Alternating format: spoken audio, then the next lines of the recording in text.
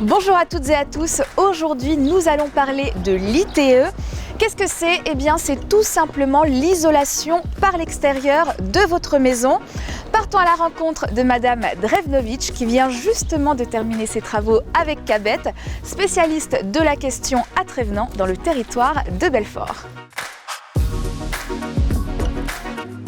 Bonjour. Bonjour. Nous sommes donc devant chez vous à Lougres. Lors de vos travaux de rénovation, vous avez choisi d'améliorer le confort de votre maison grâce à l'ITE. En fait, le final est une véritable enveloppe autour de votre maison. Elle est isolée du froid, mais aussi des bruits extérieurs.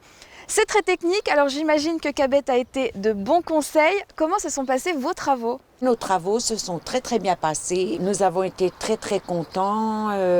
Une équipe formidable, vraiment pas déçus, à recommander. En combien de temps se sont réalisés ces travaux? Les travaux se sont réalisés en 15 jours seulement. Et est-ce que vous voyez une grosse différence avant-après? Oui, nous voyons une différence, c'est-à-dire que l'été, nous avons moins chaud et l'hiver, nous avons consommé moins de chauffage. Merci. Merci à vous. Je vous propose d'aller en découvrir davantage avec Johan, spécialiste de l'ITE chez Cabet. Bonjour Johan. Bonjour. Nous venons de découvrir la maison de Madame Drevnovic à Lougres.